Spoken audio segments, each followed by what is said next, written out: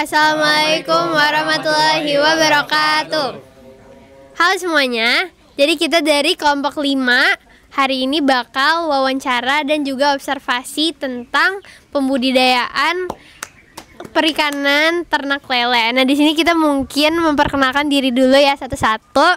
Mulai dari aku Alia Kamila dari absen 6. Aku Mutia Azara dari absen 29. Aku Ciasa Yurika Putria Sonagoro dari absen 11. Aku Fatan Nasramani dari absen 16. Aku Niko Valenter Ron Pamungkas dari absen 31. Aku Alif Putra Permata dari absen 5. Semoga video ini akan bermanfaat untuk banyak orang. Enjoy guys. Halo semuanya, ini tempat di mana kita mencari tahu proses para peternak ikan lele memelihara dan membesarkan lele dari bibit hingga panen nih. Dari videonya menarik nggak sih? Yuk kita cari tahu, simak video kita ya.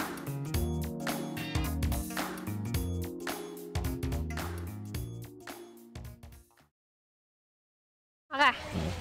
Jadi buat pertama banget itu kita bakal ngebahas tentang perencanaan sama persiapan nih. Siap. Buat awal perikanan ini. Jadi yang pertama itu aku mau nanya tujuan utama atau alasan utama Bapak milih usaha ternak lele dari usaha-usaha yang lain tuh apa?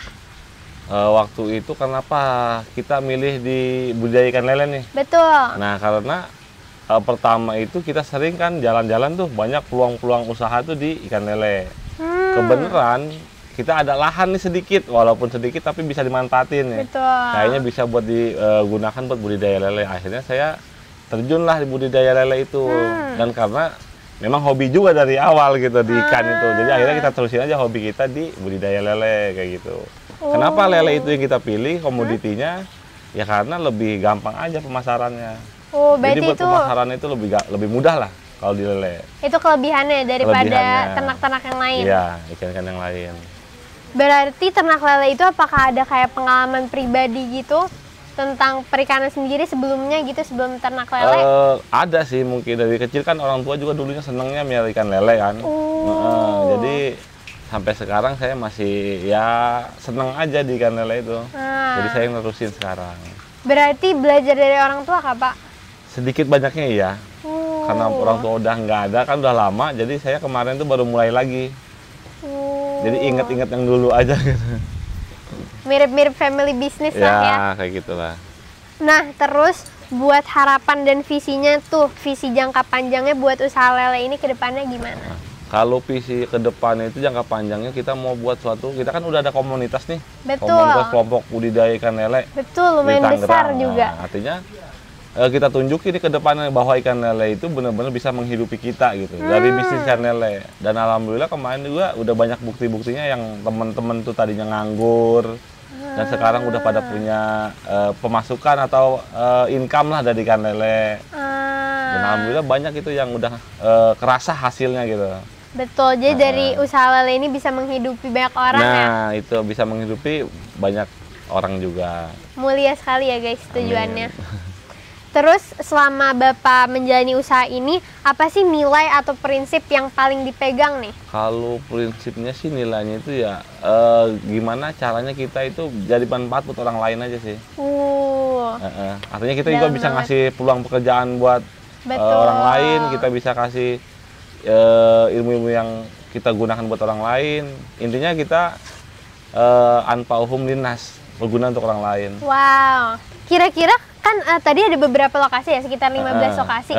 Itu per lokasinya tuh ambil tenaga manusia berapa banyak Pak? Rata-rata satu lokasi 2 orang. Wow, bisa nge-handle ini semua dengan seluas itu tuh keren banget sih. 2 orang ya, per lokasi. Nah, terus nih, waktu awal banget rencana bikin usaha ternak lele ini, cara buat nentuin jumlah kolam atau volume bibitnya tuh berapa, itu gimana? Karena dulu awalnya itu kita kan otodidak ya. Benar. Kita nggak ada perencanaan itu sebetulnya. Karena otodidak jadi pelan-pelan itu ngalir aja. Dari mulai 1 kolam, nambah 1 kolam, jadi 2 kolam, dan akhirnya sampai sekarang.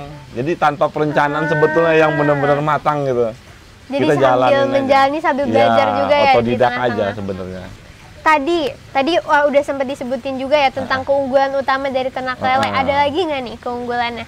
Keunggulan itu kan sebetulnya kalau di ikan lele ya, kemarin kita juga udah ngobrol-ngobrol sama orang-orang di bagian-bagian kandungan-kandungan gitu kan. Nah ternyata kandungan ikan lele itu proteinnya itu hampir setara salmon.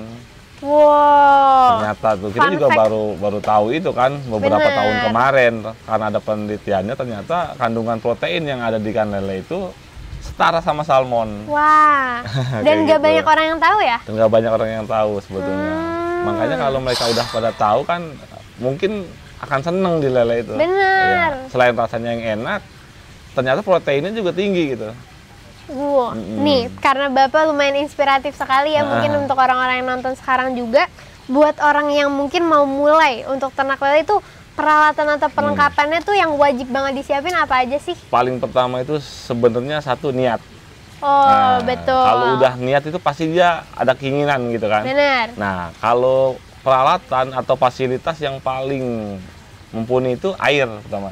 Karena butuh banyak banget ya? Waktu banyak air. Satu air, sumber air lah. Sumber air, kedua memang ya air sama lahan itu berdampingan. Benar. Kalau ada air nggak ada lahan bingung juga kan gitu. Yang penting tuh air sama lahan. Nah, kalau udah air sama lahan itu ada, baru kita buat kolam-kolamnya. Baru kita buat skema kolam. Ada beberapa kolam yang bisa dipasang di lahan tersebut kayak gitu.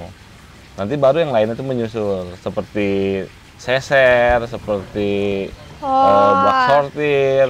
Itu barang-barang berarti tambahan ya, yang wajib tadi yang awal dulu. Iya, pertama itu sekali niat sama lahan dan air.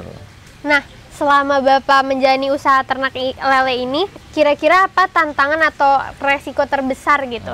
Kalau tantangan yang kita udah hadapin ini sebenarnya cuaca. Cuaca itu paling ngena lah di kita tuh kadang. Jadi beberapa kali pengalaman yang kita udah alamin itu pernah ikan mati tuh sampai puluhan ribu ekor. Wow, dan itu karena Ya, cuaca yang... karena ada perubahan cuaca ekstrim. Wow. Terus beberapa kali kita juga kena banjir. Aduh, bener lagi. Jadi beberapa ribu ekor ikan itu pindah alam atau pindah lokasi itu dengan sendirinya kayak gitu. Benar. Akhirnya itu sih sebenarnya tantangan yang udah kita jalanin aja. Karena cuaca sangat amat tidak bisa diprediksi dan tidak bisa dikendalikan gitu ya. Biasanya wanti-wanti gitu cara kayak nanganin misalnya ada perubahan cuaca yang ekstrim itu kan nggak bisa kita prediksi ya. Biasanya berarti dengan kayak ini tuh termasuk kayak peredam panas. Iya, peredam panas. Itu paranet ini kan ada yang berapa persen tuh tingkat peredam panasnya, ada yang 80% dan 60%. Biasanya kalau di daerah kita itu kan ada cuacanya standar gitu ya. Panasnya nggak terlalu nyongat banget gitu. Paling kita dipakai di 60%. Berarti ini salah satu bentuk pencegahan juga ya? Pencegahan juga. Kalau air pun nggak langsung jatuh, nggak langsung ke ini. Jadi agak redam gitu. Nah, ngomongin tentang lokasi juga nih, kira-kira untuk kriteria yang penting buat milih lokasi ternak lele tuh ada nggak sih? Ada. Yang Apa penting tuh tuh ciri-cirinya? dekat sumber air. Oh, paling penting ya Paling sumber penting air. sumber airnya tuh harus dekat gitu. Paling nggak punya potensi air lah. Yang memang mumpuni itu di airnya. Dan keduanya nggak usah terlalu sempit juga. Akhirnya perumahan yang maksakan gitu jangan juga. Akhirnya agak luas lah kayak gitu, luang-luang terbuka gitu. Itu baru ideal buat melihara lele. Nah, pertanyaan terakhir nih dari aku. Siap. Di sini itu kondisi akses air dan listriknya cukup lancar atau sempat ada kendala nih? Karena kan penting banget ya air di sini. Kalau air kan kita pakai sumur bor. Jadi artinya memang udah terjamin gitu. Kalau air sumur bor itu biasanya kalau di sini standby 24 jam itu jarang mati. Dan kita persediaan sumur bornya juga nggak cuma satu gitu. Ada beberapa sumur bor yang ada standby gitu persiapannya. Oh, untuk backup ya berarti? Backupan sumur bornya itu ada. Berarti persiapannya sangat bagus. Ya, bagus sekali. Mungkin itu aja sih dari aku. Mungkin kita bisa lanjut ke aspek selanjutnya. Boleh. Terima kasih banyak Bapak. Sama-sama. Jadi gini Pak Iwan, kira-kira nih metode budidaya apa yang digunakan dan keunggulannya itu apa gitu loh dari Pak Iwan? Iya. Kalau metode kita di sini pakainya konvensional ya. Kenapa kita pilih konvensional? Karena nggak terlalu ribet gitu. Bagaimana itu konvensional maksudnya, Pak? Konvensional tuh nggak kan ada sistem-sistem budidaya itu seperti ras, seperti Dibagi per ras gitu. bioflok gitu kan. Bioflok. Bioflok tuh apa? Itu sistem budidaya yang menggunakan vlog. Maksudnya? Itu panjang nanti kalau dijelasin. Kalau penjelasan itu nanti penjabarannya panjang. Kalau kita pakainya konvensional yang memang benar-benar apa ya ibaratnya kayak jadul lah mungkin, lebih ke arah jadulnya gitu. Jadi konvensional itu nggak banyak sistem yang kita andalkan. Jadi cuman yang penting airnya bagus, suhunya, pH-nya, udah kita bisa buat pemijahan ikan lele gitu. Ini pakai kaporit nggak sih Pak kalau misalnya lagi kotor mungkin? Nggak. Kita nggak pakai kaporit. Makanya tadi saya bilang kan konvensional tadi kan. Konvensional itu jadi nggak banyak sistem yang kita pakai. Jadi memang sistem itu alami. Lebih banyak arahnya ke alami. Yang dari dulu begitu ya. Sistemnya alami. Kayak pemijahan ikan lelenya pun kita nggak pakai obat-obatan. Nggak pakai disuntik. Disuntik lu biar Nah, itu gitu. enggak. Kita pakainya alami. Sistem benar-benar yang alami kita pakai. Nangkep gitu Pak, pindahin atu-atu. Iya.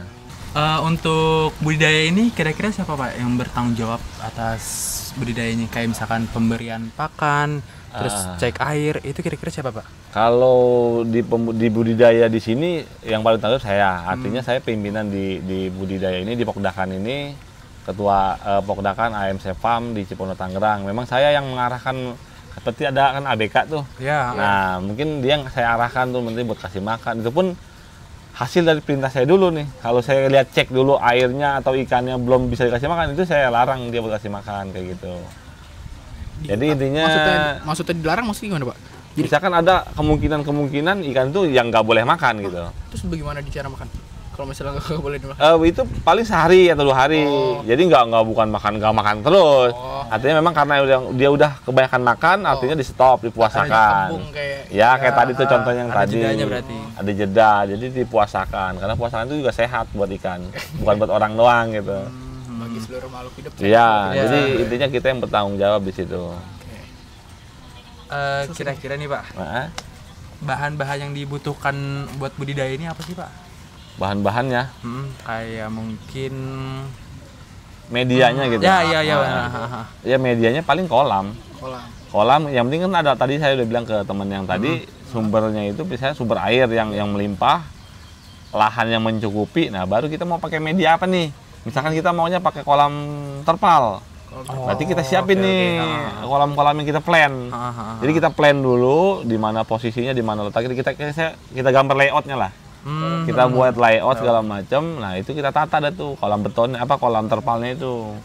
Kira-kira lahan ini muat berapa banyak kolam kan gitu. Nanti dipola semua kayak gitu. Mulai dari pembenihan, pembesaran, nanti ada semua di situ. Oke. Kalau ini maksudnya apa? Kalau ini tadi kan pembenihan di sini nih. Nah, ini kolam pijah, nanti di sini kolam penetasan.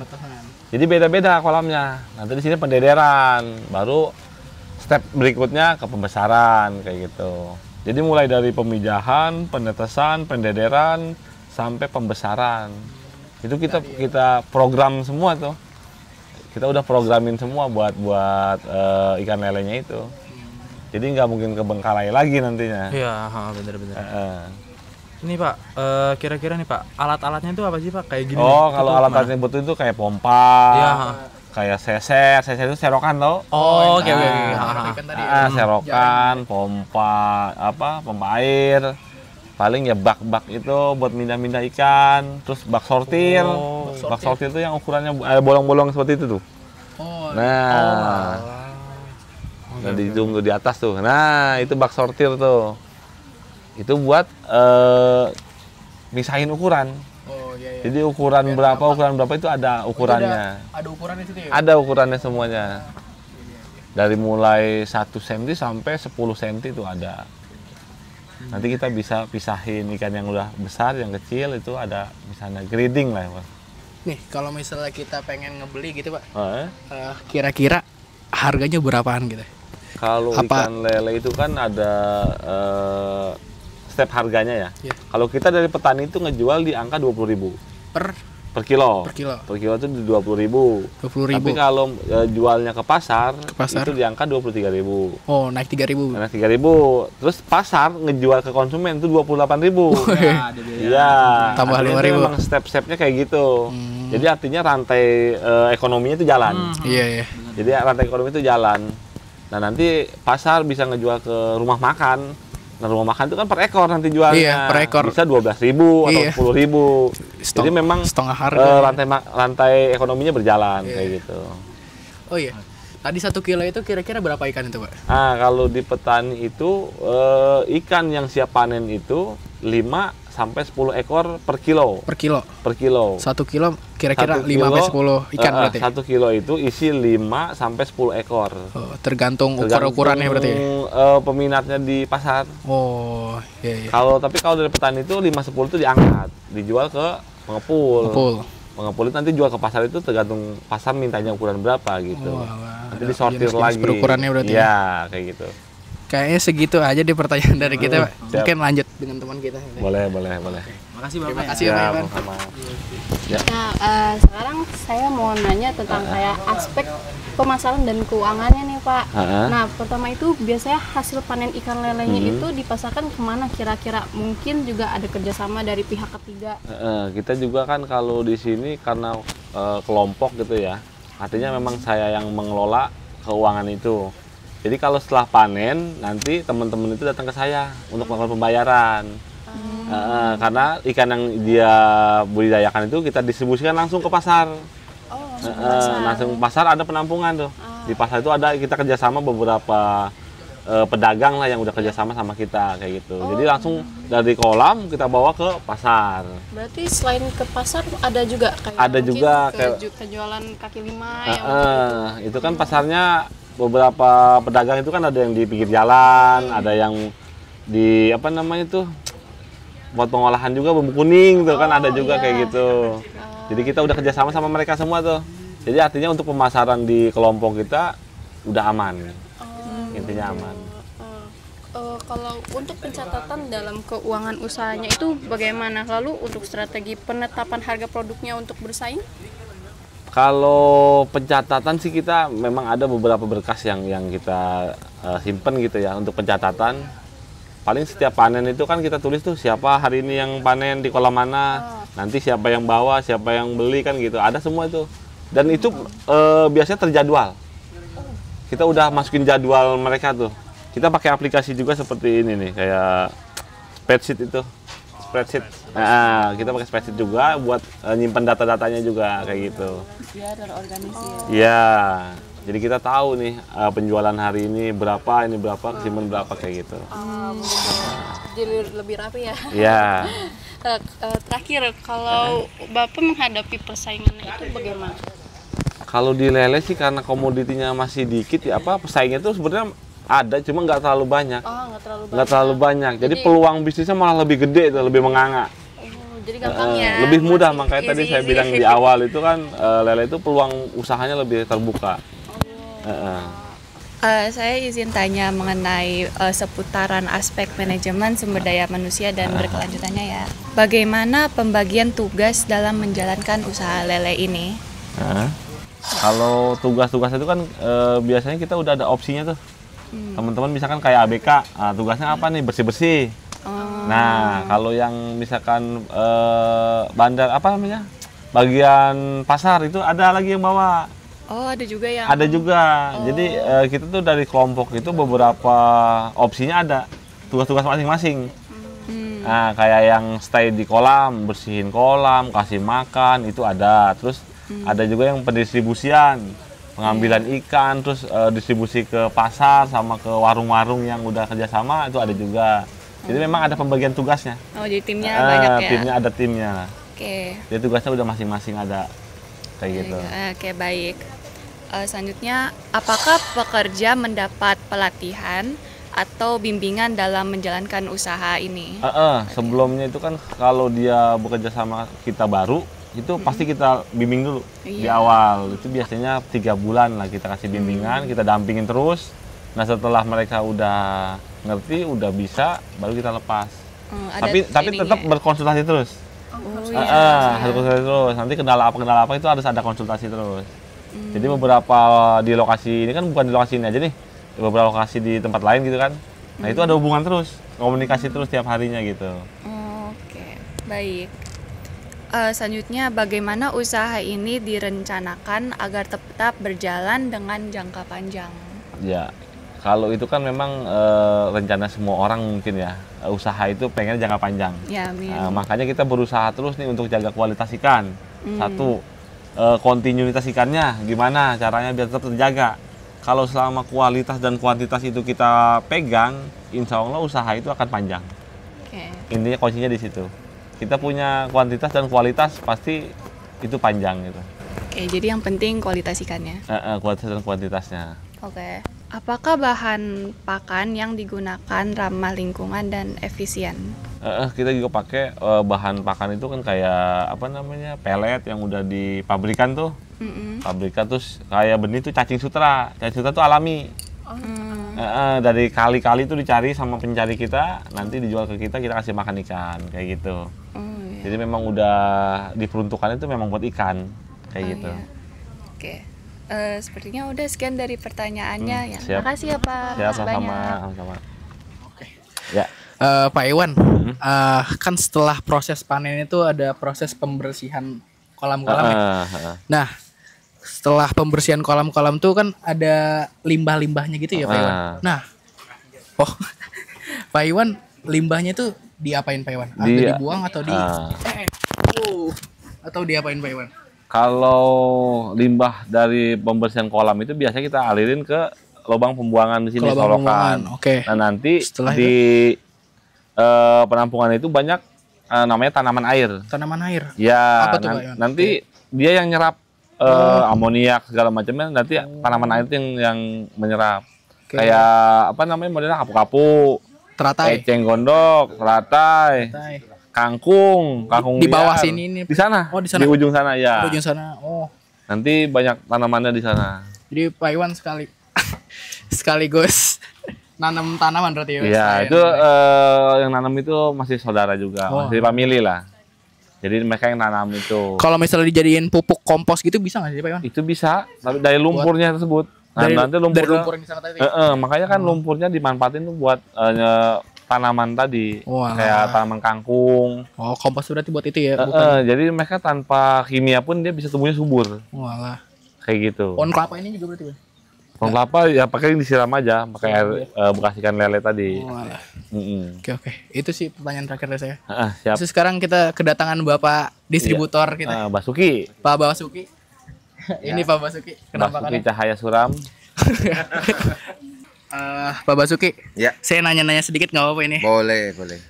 Pak Basuki itu distribusinya kemana sih biasanya dari sini tuh? Ke pasar-pasar. Ke pasar-pasar? Pasar-pasar mana tuh Pak? Pasar Sipon. Pasar apa? Pasar Sipon. Pasar Sipon? Iya, pasar pagi Sipon. Walah. Terus pasar pagi Blok K.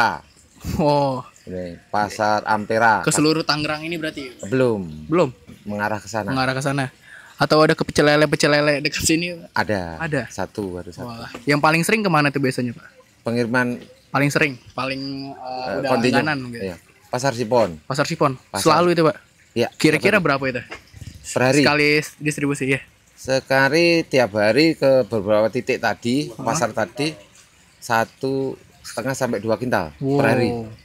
Keren juga itu ya, Pak. Iya. Banyak, cukup banyak. Sekarang apalagi ngembangi barang ke pasar pagi Rawalele. Pagi Rawalele. Iya. Di mana itu, Pak? Jakarta Barat. Jauh juga. Iya. Bapak distribusi pakai apa tuh, Pak? Pakai mobil atau motor.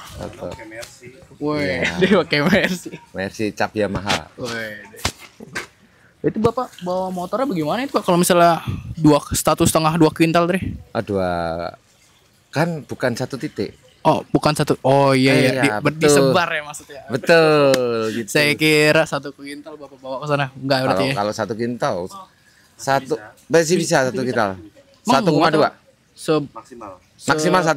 Sentong itu berarti ya, Pak? 6 jerigen. 6 jerigen. Gimana cara ngangkat itu, Pak? Buat motor? Ada di sana. Woi, deh. Perlu disorot kayak itu, Pak. Boleh disorot tuh, ada jerigen itu di atas. Udah setting. Di sana. Simuk motor. Disorot kali itu. Mungkin nanti kita sorot ya. Di ini aja. Oke, paling segitu doang Pak Basuki yang bisa ditanyakan. Terima kasih Pak Basuki. Sama-sama. Terima kasih Pak Iwan. Terima kasih buat semuanya yang udah nonton. Nah, buat terakhir nih, ada kesan pesan gak nih dari Pak Iwan sendiri? Ya. Buat para kaum muda, jangan takut untuk mencoba budidaya. Maju terus perikanan Tangerang. Terima kasih. Mungkin segitu aja dari kami. Wassalamualaikum warahmatullahi wabarakatuh. Dadah. See you next time. Terima kasih banyak semuanya. Di jalan. Iya.